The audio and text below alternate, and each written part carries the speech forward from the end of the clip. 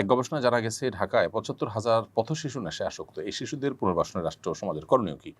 সবচাইতে সহজ উপায় আমার কাছে মনে হয় এই শিশুদেরকে দেশের সবচাইতে পরীক্ষিত আপনজন ওলামা ইকরাম, এতিম শিশু, অসহায় শিশু যারা আছে তাদেরকে পুনর্বাসন করে থাকেন। দেশের যে কওমি মাদ্রাসাগুলো আছে, কওমি মাদ্রাসাগুলোতে যে পরিমাণ এতিম অসহায় শিশুরা বসবাস করে এবং তাদের আশ্রয় হয় এবং তারা সুশিক্ষা শিক্ষিত হয় এবং পুরো সমাজকে তারা কিছু দিতে পারে, সেটা যদি কওমি মাদ্রাসাগুলো না করতো, ওলামা ইকরাম না করতেন, তাহলে দেশের অবস্থা কোথায় গিয়ে ঠেকতো এবং এরা অপরাধ জগতের সাথে কতটা মিশে পড়ে ভয়ঙ্কর অবস্থা সৃষ্টি করতো সেটা বলার অপেক্ষা রাখে না। মাদ্রাসাগুলোর উদ্যোগ নেওয়ার কারণে তারা যেখানে পথশিশু থেকে বা আপনার এতিম অসহায় শিশু থেকে তারা দেশের সুনাগরিকে পরিণত হয়ে দেশের বরং নানাভাবে তারা অবদান রাখছে, তারা আলেমে পরিণত হচ্ছেন, মানুষকে দীক্ষা দিচ্ছেন তাদের অনেকে।